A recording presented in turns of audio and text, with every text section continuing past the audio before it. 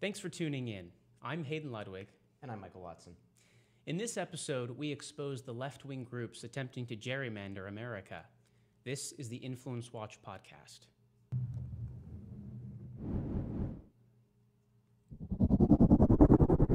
The 2020 census may be a few years away, but as some have already noted, the 2018 midterm elections mark the unofficial start of the redistricting season, when the Census Bureau apportions House of Representatives seats and states redraw the congressional map. It's a critical time for both main political parties, since whichever party controls state legislatures has the upper hand in drawing those boundaries to benefit themselves, a practice often denigrated as gerrymandering. But one group on the left, led by former Obama administration Attorney General Eric Holder, is organizing an unprecedented effort to help Democrats take over state legislatures ahead of the 2020 census. We're here to discuss this group, the National Democratic Redistricting Committee, and what they're planning for the near future. Now, Mike, maybe you want to discuss a little bit what is gerrymandering anyway? So the way that we elect Congress and state legislatures in almost every state, a couple of the New England states and West Virginia are weird, but is to have one congressman who represents a geographical territory, what's called a single-member district. So let's use an example. Let's talk. We can just talk about Virginia. My parents live in the town of Chesapeake. They have a member of Congress. They are in this one district. They vote either for the Republican or the Democrat in that district. Whoever wins the district gets to be in Congress. Add them all up across the country with the caveat that there has to be at least one congressman from every state. Then you have Congress. The way those districts are drawn and who gets to draw them can have a substantial impact on how on who gets elected. My parents is an example. They used to be drawn into a Republican district that elected a Republican representative, but then after a court-ordered change because of the Voting Rights Act, they got redistricted into a Democratic district. So now it elects a Democrat. Every time the census is taken, also there has to be the decision, because the House is apportioned by population among the states, who gets more congressmen, who gets fewer congressmen. And for the drawing of districts in a partisan manner is as old as the American Republic. Well, and I would point out, that's really where that funny word gerrymandering comes from. Right, it comes from the name of Elbridge Gerry, who was governor of Massachusetts, later was vice president for Madison, I think. He was at the Constitutional Convention, one of the lesser known founding fathers, who became one of the early republic's more effective political operatives. Well, and you had mentioned it before. Who his allies, he was a Jeffersonian, his allies in the Massachusetts state legislature, when they were drawing the congressional districts for Massachusetts, they realized that if they could draw a kind of funny-looking district in most of it, I think it was western Massachusetts, they would be able to elect another Jeffersonian. And the Jeffersonian opponents, the Federalists, their newspaper thought that this funny-looking district looked an awful lot like a salamander. And so we get Gerry's name, which has become Gerry, and the salamander that his district kind of looked like. Exactly. This is the thing that comes up every 10 years, right? It's constitutionally mandated. I believe, Census Day is April 1st of every year. Yeah, April 1st of the year with a zero in it. And that's to determine how many congressmen each state gets. So, Virginia has 11, and Maryland has 8, I think. Well, and you bring up an interesting point, too, that obviously the big thing ahead of drawing these maps is populations moved a lot since the last one in 2010, 2011. Populations change. You have immigration. You have differential birth rates. Utah gets a new seat because they have a very high birth rate, and Texas gets a new seat because they have a lot of immigration and also domestic migration. Well, and that's true. I mean, I think last reports I saw suggest that Texas could get as many as 3 seats. Florida 2 seats. Texas could get 3. Florida could get 2. Oregon, Colorado, looking like they might gain a seat. And then, of course, because we limit the size of Congress, 435. For everyone who must gain, someone must lose. Yes. So West Virginia is probably going to lose one of their 3 seats. Some of the states in the Rust Belt Midwest, Pennsylvania, Ohio, I think is in trouble, might lose a seat. Illinois might lose a seat. And as a result, if a district disappears, you then have to readjust all the other districts to make sure that they're equal in population. Yes. And when that happens, you really want to be in charge of the state legislature. Because in most states, there are some exceptions. California's an exception. Arizona, I think, is an exception. There is some other body that does the redistricting process. But usually it's the state legislature.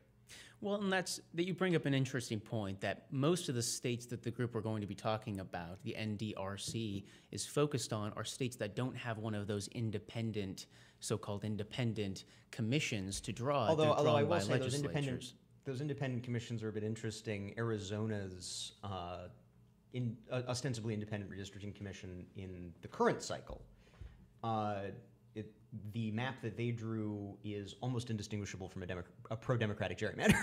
Well, and that's the point right there. Who's calling the current system gerrymandered? All the time. I mean, you call it gerrymandered if you're not winning. So Maryland Republicans call the map drawn by Maryland Democrats, which fillets Anne Arundel County in kind of in between Washington and Baltimore, into about 4 pieces and packs it in with a bunch of Democratic counties to make sure that there isn't a second Republican elected to Congress from Maryland. They call that a gerrymander. Democrats in Ohio, where the Republicans drew the map and packed all the Democrats, at least people who as of 2010 were Democrats, in little compact city-based districts. They call that a gerrymander. You complain about gerrymandering when you're not the one doing it. And both sides do it diligently and with a level of scientific precision that Elbridge Gerry could only dream of. Well, and you highlight the main point of why isn't there an equal clamoring over the word gerrymandering, accusations flying mostly from one side as opposed to pretty equally from both sides. I think we both would point to the roughly 1,000 seats that Democrats lost from state legislatures all the way to the Congress during Barack Obama's presidency. The weakness of the Democratic Party under the subnational Democratic, in fact, sub-presidential Democratic Party under Barack Obama put Democrats in the situation that they are in. Now, that is not to say the wheel will not turn the other way after the 2020 census. If you look at the public opinion polling, if you look at some of the results from special elections, in Ohio, we just had a special election in Ohio. The Republican usually carries that seat by many points. I think the former representative Pat Tiberi won his last election against a no-name, some dude character by like 20. Wow. The Republican last week won it by 1. That is an example of one of the dark sides of gerrymandering. If you're the one doing the gerrymandering, that's called a dummymander. When you've drawn so many close seats that if the national environment turns against you because you are the presidential party and the president is unpopular, for instance, and then all of a sudden all your guys who used to win pretty comfortable 10-point margins find themselves losing by 2. And again, this is kind of why I am a skeptic of Democrat whining about gerrymandering now and of the efficacy of gerrymandering as a way to lock in your majority for an indefinite period. People move, populations change their voting behavior, parties change. So, Holder and the National Democratic Redistricting Committee, their aim, essentially they saw what the Republicans did after 2010 with a group called the Republican State Leadership Committee, RSLC. So much success winning state legislative districts, so much success in the redistricting process, protecting, because you can protect a couple of points, your margin, protecting that margin. And they said, hey, we should do that. And now that the Democrats at the subnational level appear to be in the ascendancy, Holder and his committee look like they're going to have the opportunity to make substantial revisions to the congressional districts in the Democrats' favor. Well, and you bring us to the main point at hand. The NDRC, this is the main organizing body for the Democratic Party, for the left, to try and redistrict things ahead of the 2020 census. I mean, the bottom line... I mean, one moment. You have the census and then you do the redistricting. Unless a court orders you to redistrict, which is what happened in Pennsylvania when the Democrats took control of the state Supreme Court and the state Supreme Court threw out the congressional map. Well, and you're right to clarify that. So there is there's sometimes you can redistrict before a census. In Texas in the 2000s, the Republicans took control of the state legislature. In 2004, the Democrats had already, or in, I think it was 2002, the Democrats had already drawn a map for the 2002 elections, and the Republicans decided, we're going to throw that map out and we're going to draw our map. Of course, at the time, it was highly controversial because it was Republicans doing it. And it, theoretically, sure, if the Democrats took control of, say, Michigan, they could try to redraw the congressional districts just for the 2020 election. But really, this is about 2021. You have the new apportionment, the seats are distributed, and now you're drawing the maps blank. Yes. Well, and that comes to the nub of the issue. I mean, the NDRC has described itself as the strategic hub for a comprehensive redistricting strategy. The idea, I think, being pretty clear here, we shouldn't have multiple Democratic organizations trying to do this. We need to concentrate power and coordination in one organization. Right. And it's to organize it within the party structure. Again, the Republicans did something very similar during the Obama years with the Republican State Leadership Committee. It was during the Obama years fantastically successful. You said, as you pointed out, the Democrats lost 1,000 seats. It was something like 30 chambers, something like that. So, yeah. And offices up and down the ballot. That seems to be kind of how our politics are developing. Where if you're the presidential party, you take a bath at all other levels. Sure. Well, let's shift over and talk about Eric Holder, who's the chair, and I would say probably the founder, if not he's certainly the face. He's certainly the face of it. Yes. And the figurehead's not really the right word because he actually does do stuff. Sure. But the rallying point. Yeah. The brainchild master or something. something like that. So let's talk about he's notoriously scandal-ridden. I would call him a controversial figure. Sure. Probably the most notable scandal controversy involving Holder was when he was Attorney General, there was a Department of Justice program that involved sending firearms into the black market and then not really tracking them. Yeah, that was called Fast and Furious. Yeah, I believe. Operation Fast and Furious. And that was run through the Bureau of Alcohol, Tobacco, and Firearms. Yeah, which is a subordinate entity of the Department of Justice, which is headed by the Attorney General. In this case, Eric Holder. We should point out. Yeah, and in 2009 to 2014, that was Eric Holder.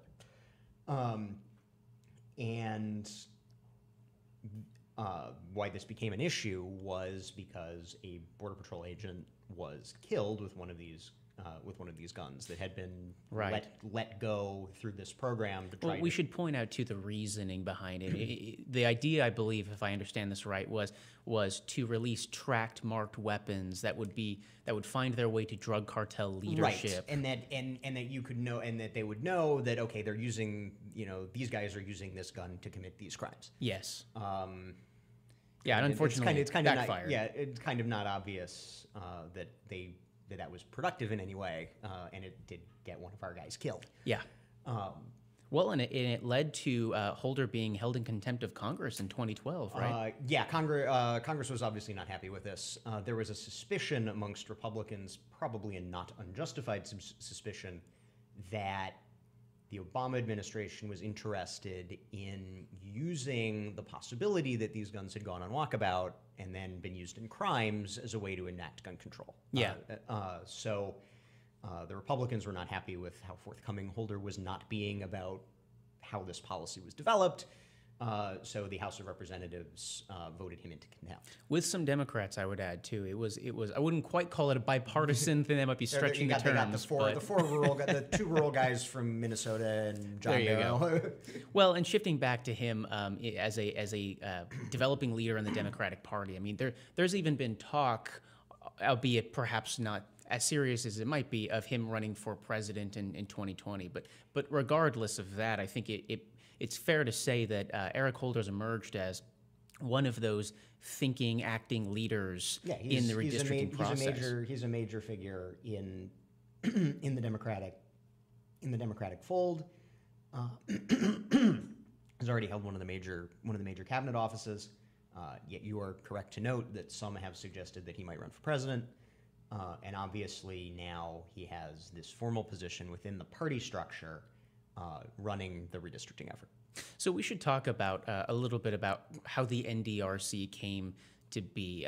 It's worth noting that Holder has made it kind of his mission since he left the Attorney General position to target what he calls broken Congress under Republican control, presumably, and extreme gerrymandering. That's the standard. That's kind of the standard Obama administration complaint about Congress. Now, in 2010, Republicans won a majority of the popular votes cast in House races and won control of Congress. In 2014, they won a majority of the votes cast in House races and won control of Congress.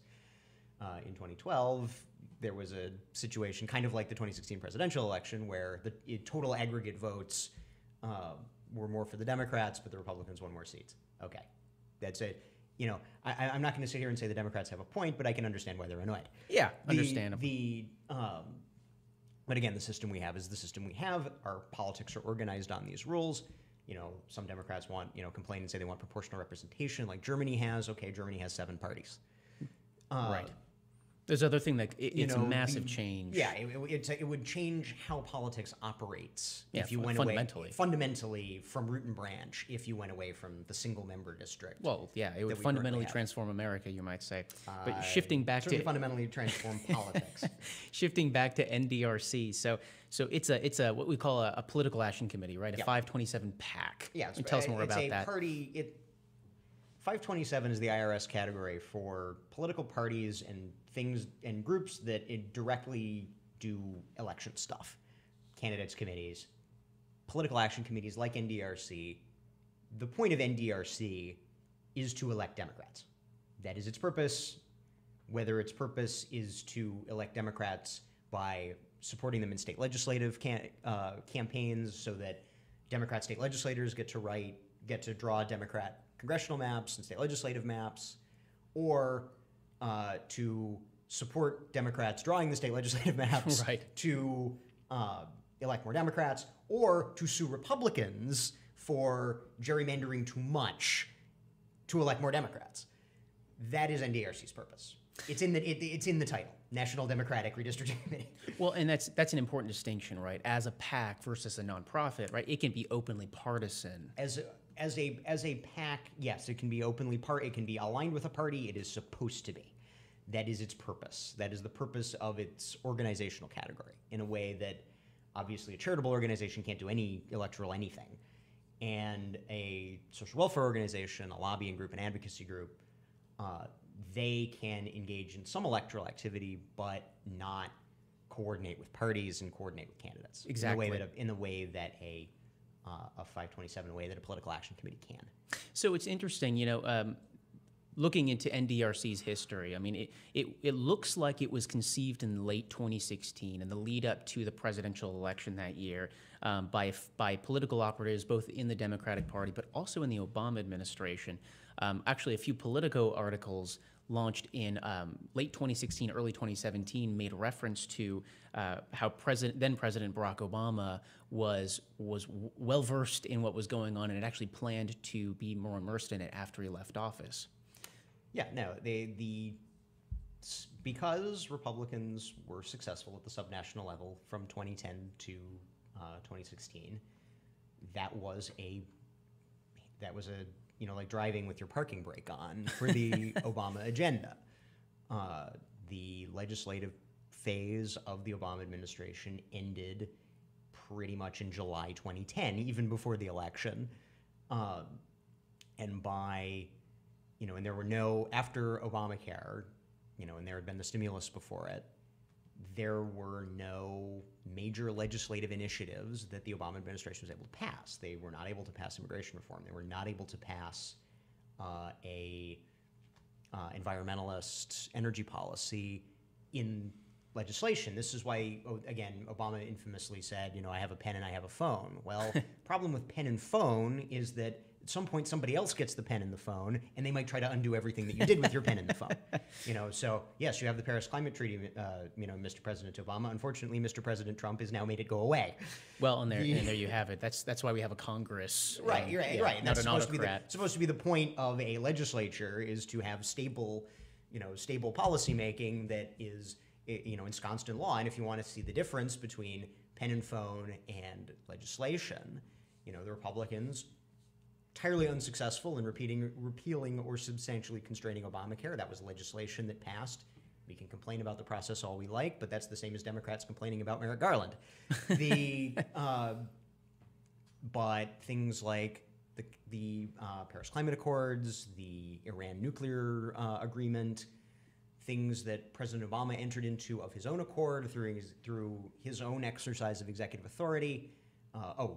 The Immigration Deferred Action for Parents of Americans, which would have granted legal status to roughly half, I think, the presently illegal immigrant population. Commonly called DACA. DAPA. DAPA?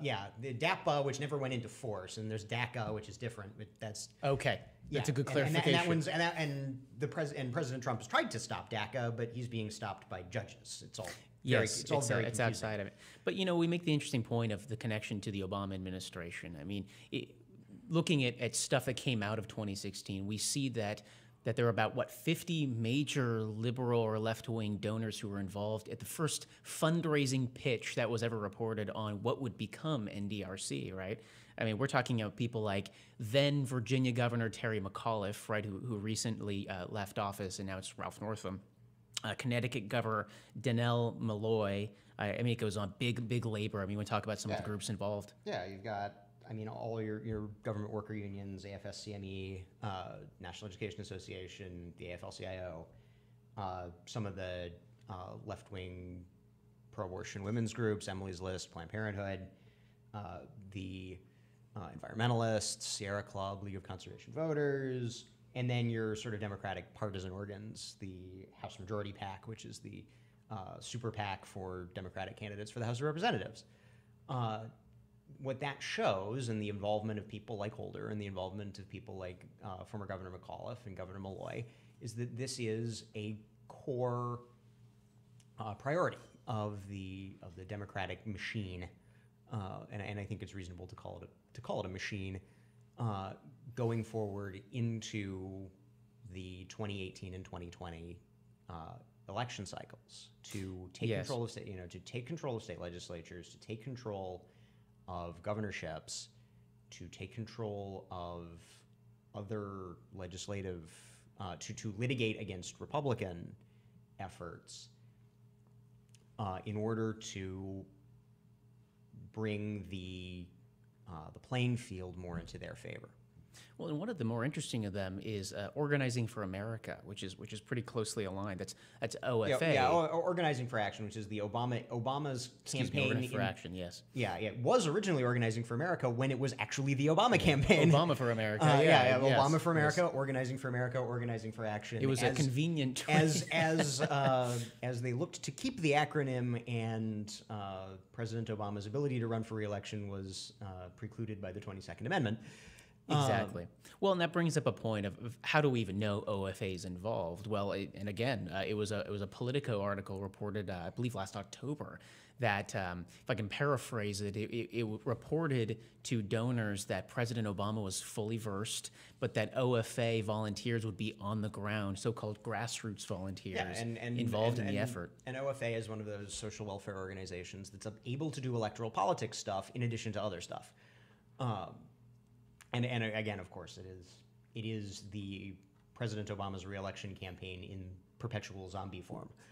Well, and this brings us to, who are the people involved in NDRC proper? And it probably isn't surprising based on who has funded it and who is involved in kind of birthing this idea that obviously we have Eric Holder as the board chair, but we have Elizabeth Pearson, right, who is a former Democratic Governors Association executive director, if I believe, but various officers from groups like OFA, for instance. This is a serious effort with serious Democratic operatives behind it. And then the funding also shows that serious Democratic interests are interested. The American Federation of Government Employees, the Federal Workers Union, the Transit Union, some of the big individual Democratic donors, Fred Eichener, Donald Sussman, the Stryker family from Colorado, Martha Samuelson, J.J. Abrams, these people who write the big checks to obviously Democratic politicians, but also to liberal nonprofits. Exactly, and we should highlight the funding too. Shouldn't surprise that this really covers the gamut of left-wing or Democratic Party aligned organizations. I mean, not only do you have board members and officers and probably funding as well from groups like America Votes, which is a voter mobilization, get out the vote kind of organization, right? I mean, you have funding from the American Federation of Government Employees, AFG, right? ATU you mentioned, but also some that may not be immediately obvious, like End Citizens United, right? A PAC focusing on, ideally overturning the 2010 Supreme Court decision. In reality, kind of another organizing. In reality, complaining about it. Like the raising money off of it. Right, raising money off of it and complaining about it. It's the standard, with all these sort of tactical changes that are mandated by, maybe there's a Supreme Court decision, maybe there's a legislation, maybe there's a fluke change of power in a state legislature. The people who think they're on the wrong side of it spend a lot of time complaining about it because again, we all know that it's kind of dirty and a little corrupt, and this member of the state legislature gets to draw this district that makes it even more so than being better for his party is better for him personally. And with the sort of Citizens United donation stuff, it's like, okay, well, all these rich guys are now giving money to all these social welfare organizations that do political stuff. What are they getting for it? It all kind of smells. Yes. But the traditional old, the old way had its smell, had its issues. The, pre-Citizens United. Pre-Citizens United and pre-2000 congressional redistricting in 1992 after the 1990 census. The Democrats in Georgia, this was back when Georgia was still Jimmy Carter's Georgia, still part of at the sub-presidential level, the old solid South. Yeah, Newt Gingrich is the exception, not the rule. And they tried to make him not the exception anymore. At all. They filleted his district into, I think, 3 parts to try to break up his home base so that either he would lose re-election or not get the nomination. And they failed, and 2 years later he was Speaker of the House. There you go. Again, another indication that when, redistricting, yes, it's important, which is why groups like National Democratic Redistricting Committee and Republican State Leadership Committee exist. But if the overwhelming change in political preference and political demography, which in the late 1980s and early 1990s was Sun Belt, so that's Southern and Western, specifically Southern, suburban, educated, higher income voters were switching from ancestral Democratic allegiance to what would become there for the next 20 years until basically 2017, Republican allegiance. Once that starts happening, you can redistrict all you like, but if the tide comes in and you can't stop it. Well, and it's part of that bigger trend of population moving south and west. We kind of talked about the Sun Belt states. Florida. Look at Florida. The book that destroyed American politics, John Judas and Rui Teixeira's Emerging Democratic Majority. The theory is, all right, we're going to have young people, we're going to have immigrants, and those two plus the existing Democratic base and we've got it in the bag. And if you look at the poll, at the sort of political polling and the voter registration numbers and all that in Florida, that's not happening. The big theory of now is that after the major hurricane last year in Puerto Rico, a lot of Puerto Ricans who are American citizens can freely move to the mainland. Right. A lot of them moved to Florida because there's an established Puerto Rican population and other established Spanish-speaking populations that they can make it easier to blend into mainland society. That they were going to come and that was going to swamp. This was going to be it. This was going to swamp the Republican Party of Florida. It's over now. And the polling thus far shows that's not happening. And part of the reason is Puerto Rico-based Puerto Ricans aren't as left-leaning as people think they are. Yes. And the other part is that the other way that Florida tops up its population is old people moving south to retire, replacing existing populations. Replacing existing populations as they go the way of all flesh. Well, and it's very telling that Florida's to pick up probably 2 seats they estimate, and while New York's losing 1, right. A lot of the Northeast states losing 1. It tells you it is a senior right-leaning population that's moving down for retirement and getting out of a cold and very expensive. Your pension goes a lot farther in Florida, where the cost of living is lower and there's no state income tax, and than it does in New York City, where you have, in addition to an obscenely high cost of living, you have obscenely high state tax, and then you have obscenely high local tax, and then it just all starts piling up. Well, it's that permanent Democratic majority that's always on the brink of emerging, but never quite actually emerges. After the 2004 elections, it was supposedly the permanent Republican majority. There were books written. There were books written about it. What the only constant and kind of the takeaway lesson from redistricting, that all the money you put into redistricting will help you for about 5 years in your state. Okay, let's go to Ohio, where we just had the special election. The Republicans expertly in 2011 made Ohio elect more Republicans than a pure proportional representation would necessarily create. And then after 2016, the party started shifting their ideology. A Republican president took office. He's had some problems with some of his associates, and his popularity has lagged, and it has lagged especially with highly educated voters who don't like certain things about him. And that's rubbing off now on Republican candidates. And you're expertly gerrymandered. We're going to win this by a stable, if you're getting 60%, that's kind of considered you're a stable incumbent who's good and probably not under threat in the immediately next election. We were going to, that the Republicans are going to get, 60 to 2/3 in that district for as long as the eye can see. But all those changes happen. People move. People change their mind. Different issues come to the fore. In 2011, the Republicans were all about the deficit and Obamacare, and today it's immigration and trade protectionism. People who liked the first might not like the second, and people who liked the first or squishy on the second might just stay home.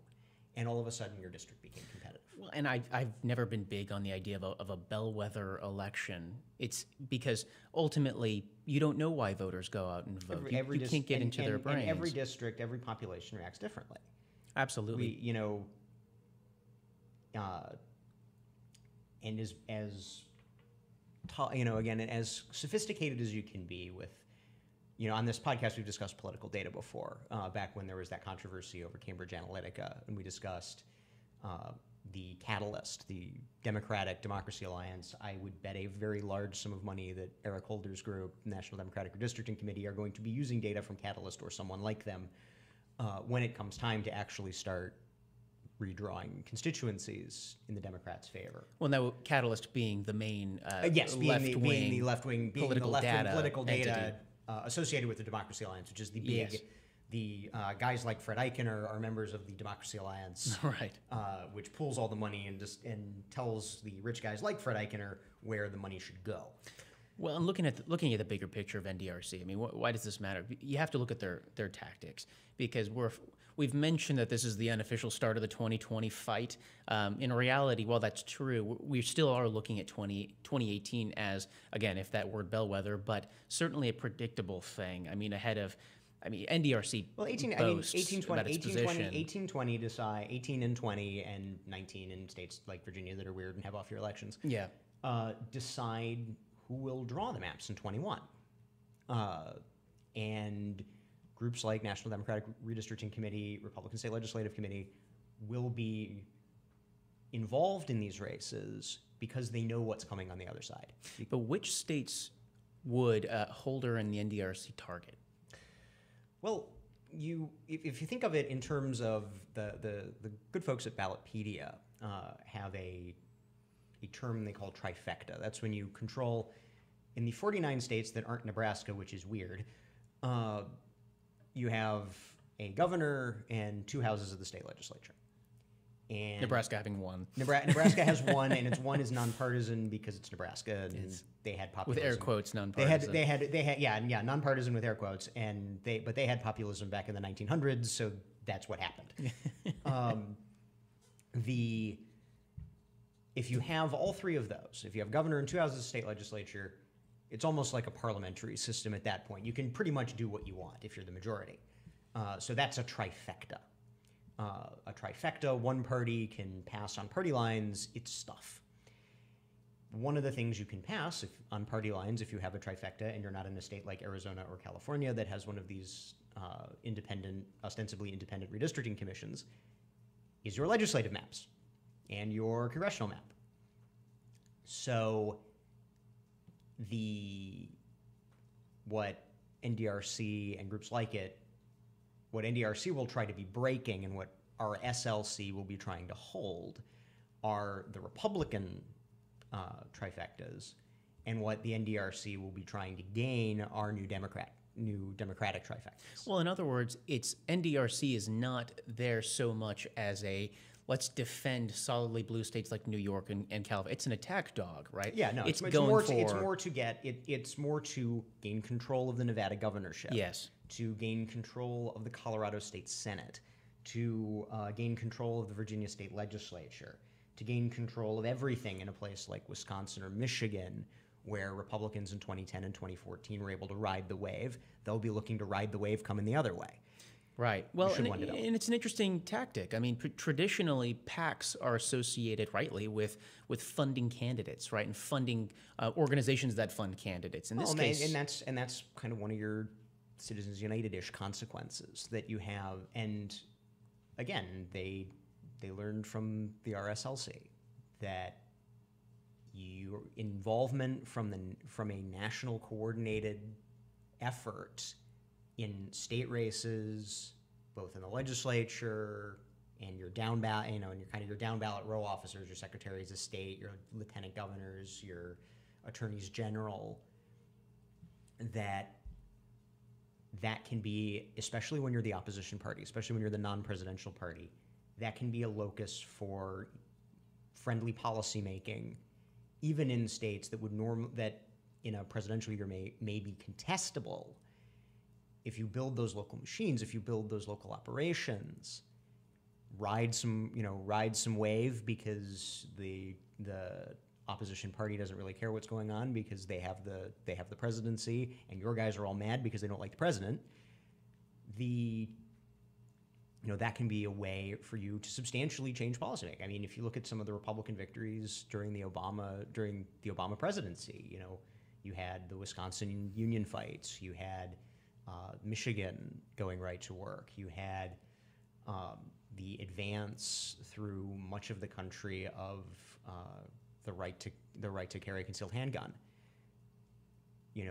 These were substantial advances made despite the fact that the president was a Democrat. Yeah, no kidding. And Holder and the NDRC are looking to build an infrastructure so that despite the fact the president's a Republican, that they'll be able to have those victories as well.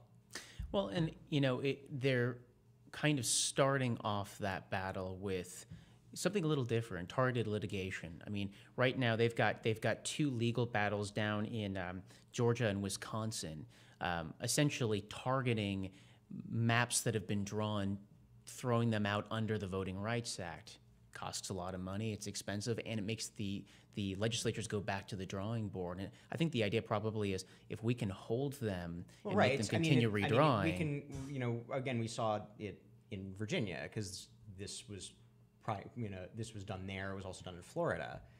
If you can get the federal courts to order a Republican legislature to go back and redraw the maps with one more district being Democratic than Republican, that's a free gain. Yeah. If you're the Democrats, that's a free gain. Now, in fact, in the last term, it went all the way to the Supreme Court whether partisan drawing of quote unquote partisan gerrymandering, partisan drawing of legislative districts was even constitutional, and it was and they kind of threw it out on technical grounds, but didn't really get to brass tacks as to whether, if you get into voting systems reform, yeah, like it gets very weird, very technical, and people's eyes glaze over immediately. And that's so again, the question of whether the current system is allowable was sort of punted. And going forward, the question really, again, I think will be who gets to run the first half of who gets control of the process for the first half of the decade. And after the first half of the decade, all bets are off. All bets are off because people are moving, people are changing, parties are moving, parties are changing, the world is changing. You can't predict those trends very easily at all. Not well. So it's interesting because Georgia obviously is a very conservative, Republican-controlled state. Wisconsin is not. But I would point out too that that's only one example of what NDRC's activities are. I mean, Virginia, where we are, just had a gubernatorial election last year where NDRC claimed it spent about $1.2 million electing now Governor Ralph Northam, the Democrat. So why do they care about that? What's their interest in that? Because for 2 reasons. One, the Democrats became very close to taking House of the state legislature, which would have given them even more input into redistricting. Now that House of the state legislature is back up in 2019, the entire state legislature is up in 2019. If the Democrats were to take control in 2019 of both houses of the Virginia state legislature, they would have a trifecta. They would be able to draw their map, send it to Governor Northam, and get the check mark. Well, that's the ultimate goal. Yeah, right. Yeah. But even if the Republicans now retain one or both houses, Northam. Under Virginia, redistricting is a law. You have to, it has to have the assent of both houses and go to the governor for the governor's signature. Even if Republicans retain control of one or both houses, the Democrats will get a say-so because Northam could veto a map that the Republicans drew if it's quote-unquote too Republican. Well, and you think about it, between targeted litigation and that actual veto, I mean, they both form a kind of veto, if not an outright one. I think the idea being, okay, let's keep Republicans from drawing the maps for a few more years. It's all about gaining influence over the process, and with an eye towards ultimately, if you can take it in the long run, great, and then of course, then you're at the whim of the winds, of the political winds, however they should blow. Yeah, no kidding. Well, that's our show for this week. If you're listening to this on iTunes or Stitcher, know that we broadcast a live video version of this podcast at 10 a.m. on Thursdays on Facebook Live and YouTube, where you can find our pages by searching Capital Research Center. And if you're watching the video version, we encourage you to subscribe to the audio on your preferred podcast platform. We'll see you next week.